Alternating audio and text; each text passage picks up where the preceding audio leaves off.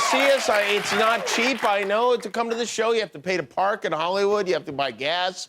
You have to buy weed. It adds up, really. And I went to the gas station last night for the first time in a couple weeks. You know how much it is? Gas is at the station down the street? Like 5 something? $500 a gallon. Cost me $9,000 to fill my tank. It's outrageous. You know, a lot of Uber and Lyft drivers are quitting their jobs because it costs too much to buy gas. I got in an Uber the other day. Guy said he'd only drive me places that were downhill. Thank you. What a night to be an Uber driver tonight, huh? It is St. Green's Vomit Day. It is also known as St. Patrick's Day, and also known as the day on which the world's reddest white people wear green. It's funny. Everything we know about St. Patrick's Day is not true. St. Patrick was born in England, not Ireland. There are no snakes in Ireland to drive out. And that creep wearing the Kiss Me, I'm Irish t-shirt, probably not Irish. In fact, the world's first recorded St. Patrick's Day parade took place in what is now St. Augustine, Florida in 1601. At this parade, they drank green beer and ate green beef. They didn't dye the beef. Everything was just very moldy back then. Chicago really gets into the spirit of St. Pat's. They dye the whole river green, and you might be surprised to learn that it is a big day in Savannah, Georgia, too. Chicago's river has already been dyed that gorgeous green. Savannah, Georgia's Forsyth Park fountain has gone green, too. It's time to get lit, and we're going to have a great time here. I'm excited. I love it. Time to get lit. That's right. That's Jack, just two cool dudes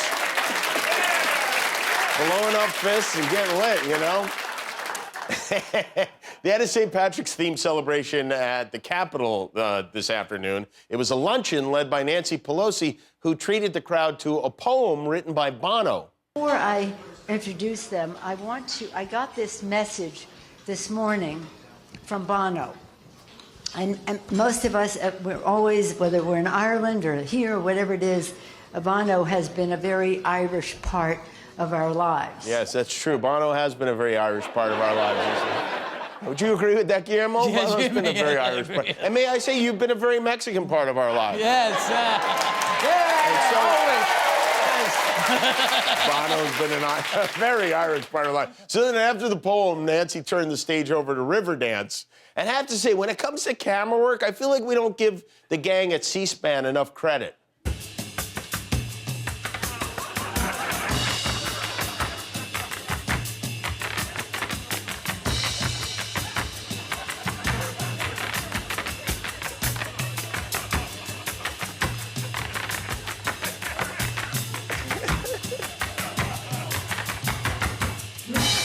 What does St. Patrick's Day mean to me? It means young women dancing while a bunch of creepy old white guys shoot video of it on their phones.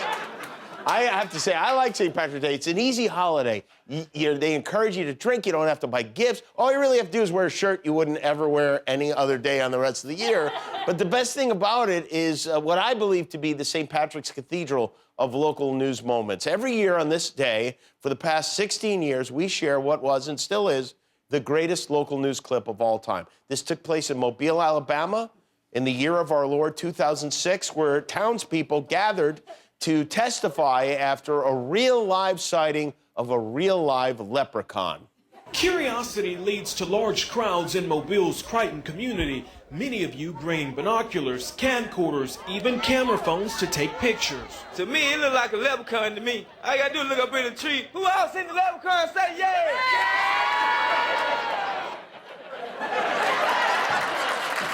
The best head cock ever. And for those who didn't witness the sighting, one local artist who did was able to bring the creature to life for everyone. Eyewitnesses say the leprechaun only comes out at night. If you shine a light in its direction, it suddenly disappears. This amateur sketch resembles what many of you say the leprechaun looks like. And what happened to that sketch? Where is that sketch? I would pay so much money for that. Why is that not hanging at the Met? Others find it hard to believe and have come up with their own theories and explanations for the image. Could be a crackhead that got hold to the wrong stuff. And it told him to get up in a tree and play a leprechaun. And that, my friends, is the true meaning of St. Paddy's Day. Meanwhile, there's a war happening. Vladimir and the Putins are getting hit with more sanctions to punish them for their unprovoked attacks on Ukraine. The House today passed a bill to suspend normal trade relations with Russia. Hadn't we already suspended normal trade relations with Russia? And, yesterday, President Biden called Putin a war criminal. Russia said that was unforgivable. So today, Biden called him a murderous dictator and a pure thug. Tomorrow, he's going to call him a stupid head, and it might get really crazy. I mentioned last night these Russian oligarchs have been getting their boats, their huge boats and real estate, seized, and the Yahtsees are not happy about that. An oligarch named Mikhail Friedman, who lives in London, lost $4 billion because of the sanctions and is now on an allowance of $3,300 a month. He says he doesn't know how to live on that much money. And while he may no longer have a lot of money, fortunately, Mikhail Friedman still has his looks to rely on. It's like that was taken right after they told him his credit card had been declined. Even pharmaceutical companies have stopped shipping non-essential drugs to Russia, including AbbVie, which is the company that makes Botox, which is interesting because Vladimir Putin is widely rumored to use Botox. Without it, the fear is that he may wither and turn into this, but, oh. And while we don't know for sure that Putin gets Botox shots, this photograph indicates that he absolutely 100% does. Look at that face, smooth as a baby's gruel, isn't it? It's like a real housewife of St. Petersburg. What a weird time for Russians. Their assets are frozen, but their foreheads are not.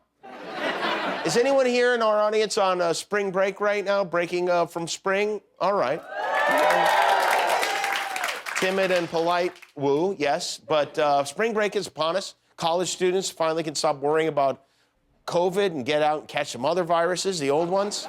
Florida is still the go-to destination for spring break. And authorities there are reminding young people to have fun within reason. Don't use illegal drugs. Don't drink unless you're of age. Don't drive under the influence. Don't say gay. Obey the law when you're in Florida. And while spring break does get crazy, that's not the only nonsense happening in the Sunshine State. And with that said, it's time for another stellar edition of This Week in Florida. Doing? Only on 10, new video of a shocking and sickening sight on South Beach. A man caught on camera touching himself at a busy Starbucks. Witnesses say the lewd act went on for about 10 minutes. Too much. They gotta make those frappuccinos a little bit more quickly, you know? Starbucks made a big announcement this week. They're getting rid of their disposable cups. By the year 2025, Starbucks hopes that customers will use their own mugs or borrow a reusable to-go mug from the store. I don't know how to feel about that. I still have my grocery bag in the trunk every time I go to the supermarket, but these Starbucks cups have become kind of a symbol of America. They're what you see when you're hungover. They're what you pee into on a long road trip. They're what your least favorite coworker is holding when he or she shows up 15 minutes late for work. But like it or not, Starbucks is moving full steam milk ahead. At Starbucks, we know that we have only one planet. To protect it, we plan to phase out all single-use coffee cups by 2025. Many have been wondering how this will work. Just order your Starbucks favorite. One of our expertly trained baristas will serve our coffee to you in a gently repurposed cup. Every cup is cleaned using a cutting-edge sanitization technique known as rinse and sleeve to eliminate any potentially harmful bacteria and allow you to enjoy your Starbucks beverage knowing you've made a difference. Starbucks, where are you gonna go? Pete's? I don't know. But it's good that they're doing that. Starbucks isn't the only big company making big changes. Netflix is cracking down on those of us who share accounts, which I think is everyone, right? They're testing out a program where you'd pay an additional fee to share your password with someone else, which does that make any sense? It's like Target saying, it's buy one, get one free, but you have to pay for the second thing. A lot of people are upset about this plan, but guess what? You don't have to buy Netflix, because you know who's not going to charge you extra? Your old pals here on broadcast television. That's right. We'll keep giving you our shows for free, and all you have to do is sit through 29 minutes of commercials for Liberty Mutual and the Baconator from Wendy's. That's our commitment to you. All right, one more thing before we forge ahead. It is Thursday night, which is a special night because it means it's time to bleep and blur the big TV moments of the week, whether they need it or not. It is this week in Unnecessary Censorship. There is one restriction today, and that is typically people run out of the crowd and just randomly strangers. Because of COVID, that's a no-no this year. I've been going around and every single person that's not wearing green, including Brian, our photographer. Former President Barack Obama says he has tested positive for COVID, explaining he's had a scratchy for a couple of days. Putin must stop or Putin must pay. And I can tell you, having stood toe-to-toe with him and him right in the Vladimir Putin only understands. I want to believe it, but I don't know. I need somebody to me. Because I'm so broken. Fiona Hill, we've been trying to you for years. Please come back. 10 seconds. Good luck. Yummy. Yeah. I'm on my way. But first I must find someone to my. Maria. Thanks for watching. Remember, every time you click the subscribe button, one of your enemies gets destroyed.